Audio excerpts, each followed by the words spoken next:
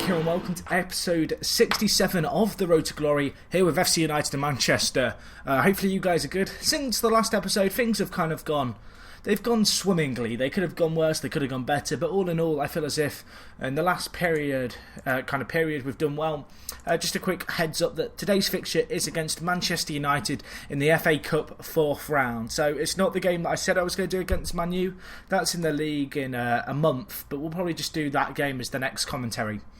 But anyway, today we've got the Man U game. First things first, just a quick overlook of kind of the fixtures since the last episode. All in all, we have played 7, lost 3, drawn 2, lost 2, and won 2, sorry. It could have gone better, could have gone worse. First result of this sequence was a 1-0 defeat at the hands of Sunderland. They were just the better side and they grabbed it 2 minutes into extra time, which was heartbreaking. We then got a 3-3 draw against Stoke. This was a really weird game, to be honest. We had 3 injuries after 35 minutes. All my substitutes had been used, so I didn't really have any alternatives. However, the team played really well and we grinded out a 3-3 result, slightly against the run of play, but it was still a really good result. We then had an FA Cup tie against Huddersfield. A little bit disappointing in this game. We could only draw with them. Had a pretty rotated squad, but even so, a little bit disappointing. We then lost 5-1 at the hands of West Brom, and this was a really disappointing performance, and it's mainly due to the fact that I've added so many players to the team in such a short period of time. I mean, looking at the shots, they were very clinical, West Brom. We just didn't take chances that came our way. But as you'll see as we go into this episode, obviously with it being January, I've brought in a lot of new faces and the squad's changed a lot, and I put down a lot of these results perhaps to just a little bit of lack of gelling, and still the squad not quite, I don't know, being coherent with each other yet, but it is coming. Anyway, we got a 1-0 win against Huddersfield in the 3rd round replay, good result there. And we followed it up with a 3-1 win against Liverpool. They were powerless to resist the force that is Shane Barney and Barbosa.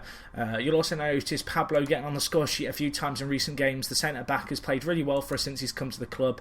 And he's scored a few as well, which is kind of nice to see. The final result of the kind of, I guess, the run-in that we've had up until this FA Cup game was a 2-1 defeat at home to West Ham. A little bit disappointing. Again, they snatched it very late on. This game was a feisty affair, lots of bookings. Pretty scrappy game all in all. Perhaps unfortunate to lose 2-1, but at the end of the day, we didn't get the goals that would have seen us win. And, West Ham scored 2, we scored 1. It doesn't matter how much possession or how many shots you have. If you don't win, you don't win. But anyway, that's the fixtures. That sees us lie currently in 9th in the Premier League on 30 points. Still fairly close between all the teams around us and above us.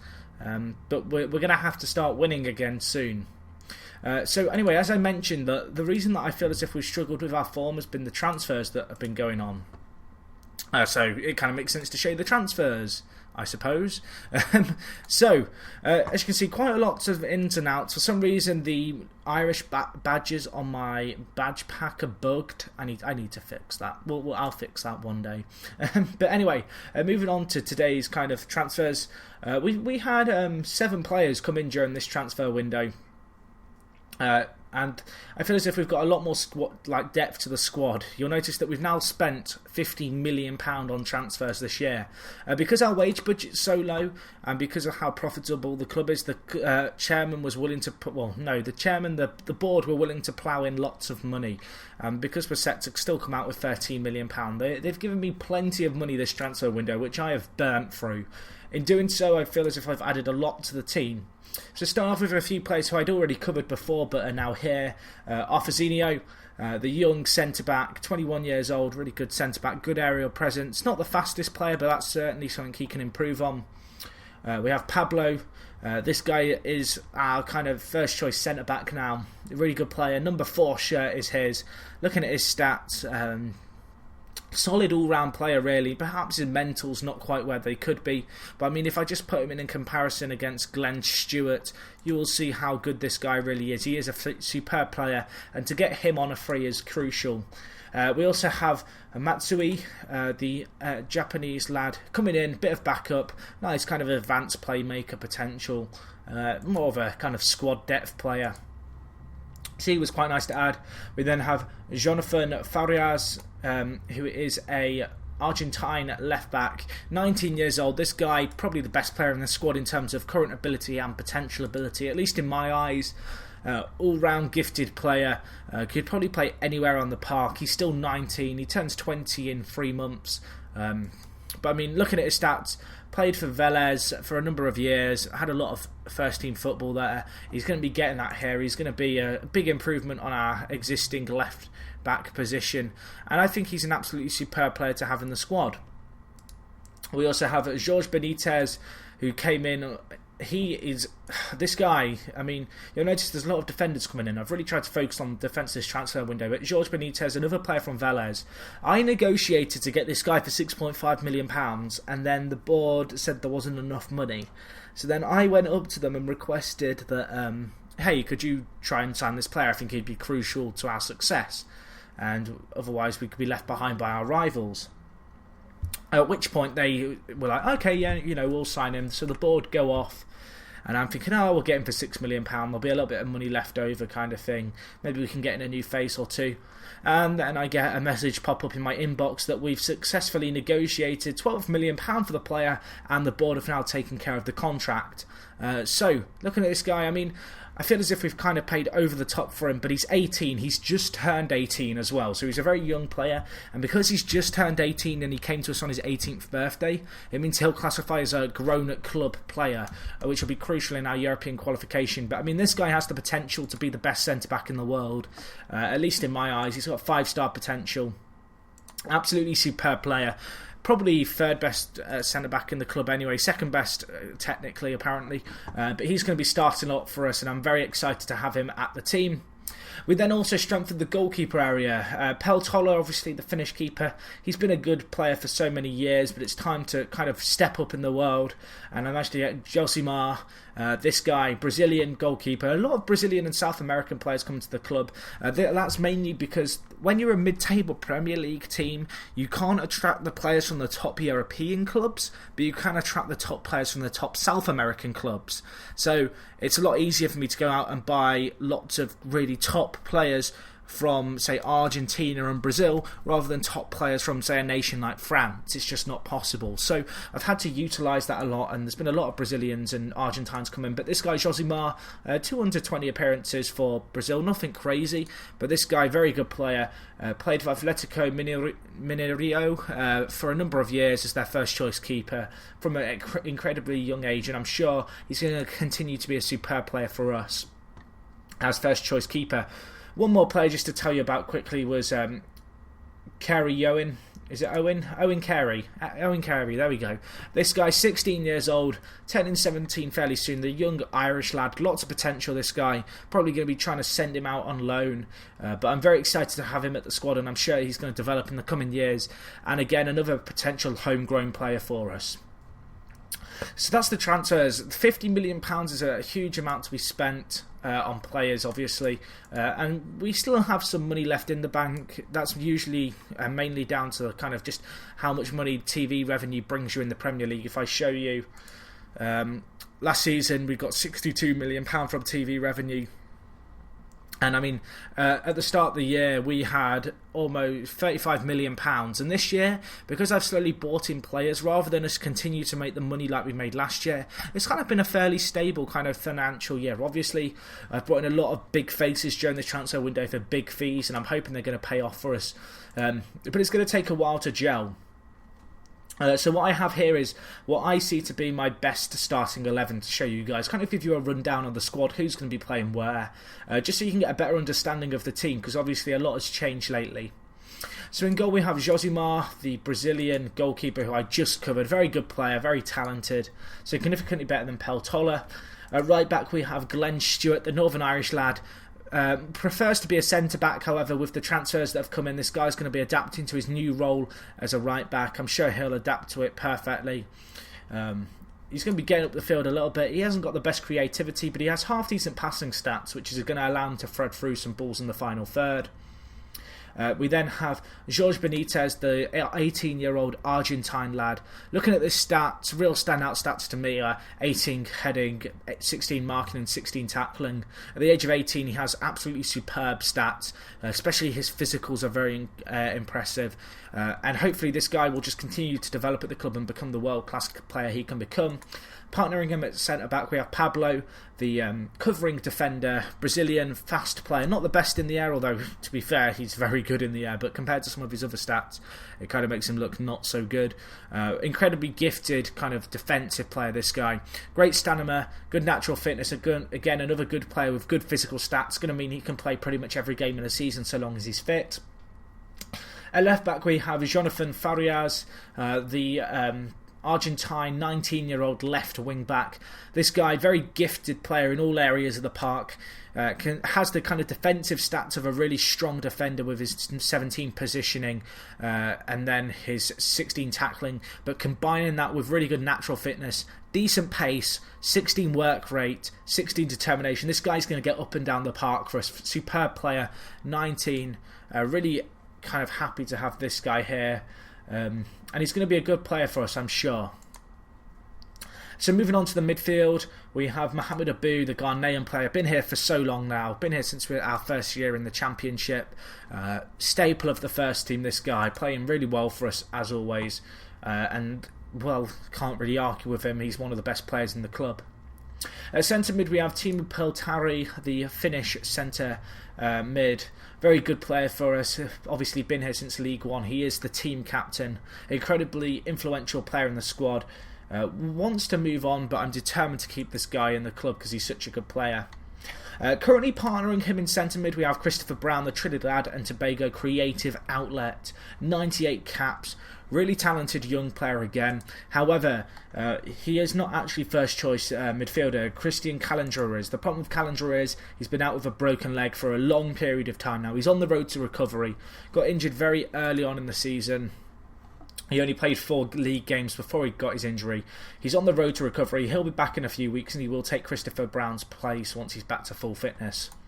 Then in the final third we have Barbosa, the right attacking mid. This guy, incredibly gifted right winger. Primarily a forward, however, he's really adapted well to his role on the right wing kind of this season. Incredibly balanced player, good all-round, pretty much the complete forward. On the left wing we have Tarasovs, the Lithuanian lad, pure pace. 16 acceleration, 16 pace, 17 agility. Combining that with his anticipation of 16, he sees the ball going into positions and he's just able to break through defences by anticipating where the ball's going to be and then just getting to it quicker than them. Then at the moment we have Shane Barney playing as lone forward. This guy really struggled this season to get the goals. He's been suffering a bit of a drought. Got a goal in a fairly recent game, so I have faith that he's now on the road to getting back into form. It's going to be a real test for him this year. He had such a great first year in the Premier League. Got his first international cap for England. Got a hat-trick on his debut, and since then he's just not been able to score as frequently as he had been before. And this is the first time really in his career since he's been at FC United and Manchester he's been struggling for fitness. It's down for him kind of to come through this patch, see how he can perform for us and hopefully, cement a place in the first team. He has been rotating with Leonardo Monreal, the all-round complete forward. This guy, I'm contemplating training him as a centre attacking mid. I feel as if he's got the all-round balanced stats that a midfielder needs in terms of as a centre mid. And I just feel like that's going to be the best role that I can develop this guy for. He's got superb stats all the way around, as I've mentioned. His 16 flair combined with kind of 10 creativity isn't the best, but his 14 passing makes up for it. Decent defensive stats. This guy's a complete package. I don't think he'll be playing up front for us, although he has played there occasionally with Barney struggling for fitness. Other honourable mentions are Forzinho, really good centre-back. This guy, backup centre-back, 21 years old, plenty of room for potential, really good aerial presence, the kind of guy who you can chuck on and have faith in him to do a job as the centre-back if a centre-back gets injured. Currently training him to play right-back as well as hopefully left-back in the future, so he really is just the all-round kind of utility defensive player that can come on. And then just one other player, I guess, to tell you guys about, Garfield Thompson, the Jamaican lad. Not developed too well this season, but I sent him out on loan to Bolton. He's got a bit of first-team football there. He's back here now. He's going to be a backup player for us, so that's good to see. Looking at the overall squad, as you can see, really good potential in all the players. The ability's really good as well. I mean, looking at our defence, it's got absolutely superb potential. I really am going to be aiming for top 8 this year, or even top 7, trying to get into Europe. However, being realistic, I feel as if a mid-table finish is what we deserve with this current squad. And the main plan with this team is really just to develop as we go through the kind of seasons now, see our players improve slowly but surely, and hopefully, come out in a few years with a team that's good enough to challenge in the Champions League and hopefully go for the Premier League title. It's just crossed my mind that I didn't actually cover the out of the transfer window, so I will just address them very quickly. Just a few players going out on loan. Alexi's back out on loan. This guy, obviously, he's been superb. Drafted back into the Greek national team. Incredibly talented defender. When he comes back from loan, he's a good backup player for us to have. Ali Pour's back on loan at Stevenage now. Looking at his stats, he's not improved as a player. I think it's going to be time to let him go at the end of the year. His contract runs out. He's been out on loan for a number of years and he's never really shone at League One level, so I don't think he's ever going to be good enough to challenge in a Premier League squad. Every year I've kind of tipped him to improve and it's just never happened, and I think it's time to say and kind of accept that he's not going to become the player he potentially could have been, and that it's time to just see him go, which is kind of sad to see. One more transfer, Graziano Rocco. This guy's sale allowed me to bring in Josimar. Obviously, this guy came in from Inter Milan's academy, having been released. Came to us in the Championship. He performed well for the 2 years. This year, kind of just been a utility centre-back who's come on when players need rests. With the arrival of Pablo and then Benitez and also Arfazinho, there's not going to be room in the squad for him, so he's going out. He's gone to Atlanta for 7.5 million, which I feel as if that's a really shrewd bit of business. You've got to remember that Pablo came in on a free, Arfazinho came in on a free, and Benitez came in for 12.5 million, I think it was in the end. I can quickly check that. 12.75 million. But in those players coming in and Graziano going out, realistically to bring those 3 players in only cost £5 million, and in return I feel as if we've got 3 centre-backs, all whom are better than him. So coming out well there. Looking at our players, I mean, there's plenty of potential in this squad. One, I guess, slightly concerning thing, at least for me, is looking at the nationalities. There's a lack of English talent in this squad. Whilst I want to add this, and I'd like to add a few more European players to the mix, the problem I've got is they're significantly more expensive, and also I can't attract players that are, for example, Barbosa. If I wanted to attract a kind of European equivalent of this guy, I'm really going to struggle. It's not going to happen. So by going to South America like I have, brought in a few really strong players from South America. You've got these kind of 4 Brazilians and 4 Argentines. I feel as if they're all going to develop as players together and they can become really strong players in the squad. But that's pretty much kind of a general overview of what's what. Looking at the tactics, we are still sticking with our 4-3-3. It's worked really well for us this year. And we go into today's game against Manchester United. I'm going to be playing what I consider to be the full strength squad. That said, I am going to give Abu a rest because he needs one. And I'm also going to give Tarasov's a rest because he also needs one, and we'll play Montiel at left attacking mid. Although it says he can't play there in his positions, he has some experience playing at left attacking mid, so I've not got too many worries in playing him there. So that's the squad that we're going to go with for today's game. It's going to be a tough tie. We're at home, Gig Lane for the Manchester United tie here. Looking like they're going with a mixed bag. They're not playing their full strength squad. Nice to see Neymar not playing up front, and Fierro's not there either, so perhaps a slightly weakened squad, although let's be realistic. Any squad that has a Fierro, Gertz on the bench, and then players like Neymar, Hamsik and Zuma in the starting team is hardly a weakened side. But anyway, I'm going to tell the lads, no one expects us to get a result, go and enjoy playing without any pressure, and I'm also going to tell the midfield I have faith in them, going out and play there without any pressure.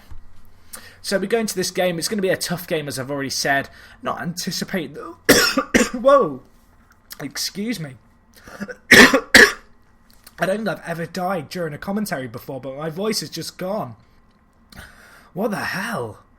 Okay, I will just try and do the best at... What the fuck? My tonsil's gone. I'm dying, guys, but we've scored. Jeez. Okay, I think my voice is back to normal. Panic over, guys. Sorry about my coughing. I'm not even sick for once, and my voice is completely screwed up. That's weird. In 67 episodes of doing this, that has never happened. In fact, it's never happened in any of my videos. I apologise for that, guys. But 1-0 up, superb stuff. Looking at the stats, 50-50 game. They're having a lot more of the ball, but we're creating chances, and Brown's on the attack here. Peltari, the Finnish lad. De Gea with the save for them. Good to see us applying some pressure to this Manchester United squad. Still a chance from the set piece. We've got some really superb players who are good in the air. See if any of them can meet the ball. They can't. Another corner though. Good little bit of pressure from us. To say we're not in possession of the ball, we've had quite a decent amount of shots, not shats. We're not shatting anywhere. I promise you guys. This commentary has been terrible this game. I apologise, but we've got a chance. Benitez can't get his head to it. Potential counter from Manchester United. We're going to have to defend this well. And we have defended it well, which is good to see. So, 1-0 at the break. Let's see if I can have a better performance this half from my commentary, and let's see if we can have a better performance as a team. So I'm going to tell the guys I'm happy with their playmaking effort. Strikers, you weren't bad, but you can improve. I have faith in you. Passionate, I'm very happy with your solid defensive work. So second half, 1-0 up against Man U. We've never beaten them in my time in charge. This is perhaps our first opportunity to do so. In 3 meetings, we've not won, and goal difference is 6 goals to them, 1 to us. So, I mean, we've never been slaughtered by Man U in a game, but at the same time, we've never won, and we've got a chance here. Barney with the pace. Can he thread the ball through? He can't, but Brown is there. Back to Thompson. Good little bit of patient build-up play by us here, allowing our wing-backs to get up in support, and Stewart's there. Can we get the ball forward? We can't, and now we have to guard against the counters. The ball gets pumped up, get a tackle in. Can't get the tackle in, and Malara scores for them. Really good finish by him. Disappointing to see Man U score almost immediately into the second half. Disappointing performance by the team. He really shouldn't have been able to score from that chance, but Malara's pure speed allowed him to break through our defensive line, which is tough to take. But we've got to kind of put our heads on now and try and get ourselves back into this game. It's still 1-1. There's still a game to play for us. Benitez misses an interception, and Yarmolenko hits the post. Chance is gone, though. So a little bit of a nervy start. Barney with a chance here. At least it's good to see us getting some pressure. Barney, win that. Whew. Can we get Jack caught in possession? What is he doing? We've got the ball. We've got the ball, and I don't even know what's just happened, but something weird happened in the box. Something weird happened in the box. I can't really tell you much more than that. Such a good commentary by me. I should be a commentator. But no, we're looking okay at the moment. We're looking like we're playing well. We've got to obviously defend well with 30 minutes left. Manchester United are certainly going to pile on the pressure with their attacking formation. So far, we've done a half-decent job of defending well against it, but we've got to be all too aware of their threats as they have an attack. But before they can do the attack, I need to do a sub. I'm going to take off Christopher Brown, bring on Matsui, the Japanese lad with a bit of pace and some good technical ability and creativity. See if he can be a creative outlet for us in the midfield as Neymar breaks through, hits the post, but will get the rebound. Manchester United now 2-1 up. Disappointing to see, because I feel as if we've kind of competed half decently in this game. But alas, Neymar breaking through the defence. First effort, hit the post, a little bit of poor finishing by them, but the look of the ball coming back off the post perfectly to his feet, and he was able to bury that to make it 2-1 to Man U. Going to make some changes as a result. I'm going to take off Farias as he's currently struggling for fitness. I'm also going to take off Peltari. Both Farias and Peltari are on their way back from injury. A little bit exhausted, still not up to full match fitness, so I'd rather just take them off, play it safe, and we'll take things as they come from here. So, 10 minutes left on the clock. We're looking competitive. Looking at the stats, they're edging possession, but all in all, I'm kind of content with what we've done here. We've put a good account of ourselves in, and Barbosa hits the post, or the crossbar rather, from a crazy effort. I think it was a cross. Not a bad effort in the end, though, and we might have a chance here if they don't get the ball away late on. We've got a free kick. 3 minutes left of added time. Barbosa whips in the box. Moyano cleared away. so close yet so far. 2-1 though, not a bad result, all things considering. I'm content with the fact we only considered 2, considering the fact that we are still playing with a kind of newly formed defensive force and the players still need time to get used to each other. But disappointing to get knocked out in the FA Cup, which means we're out of both domestic competitions. But to lose in the 4th round to Man U, I don't feel like that's anything like too disappointing. I feel as if we've done well there in the end. You know, we could have really rolled on our bellies, especially having conceded almost immediately into the second half. But overall, good performance. There's 14 games left of the season. I think the next game I'm going to be back for will be the Man U game on the 24th of February. There's a few games to play before then. And after then, we'll kind of take things as they go. We've got a really tough run in at the end of the season with Everton, Arsenal, Chelsea and Man City. So it's going to be important in these next set of games that we start to win a load, you know, get our team playing well together and push for that Europa kind of league spot that I'm aiming for. But anyway, guys, as always, I hope you enjoyed this. This was episode 7. 7? Oh my gosh, I have failed this commentary. I never do this. This is episode 67 of The Road to Glory. Guys, as always, give the video a cheeky like button. If you've got any comments with regards to the series, leave them down below. Other than that, it's me, Jack, and I'm out, guys. I'll talk to you in a bit.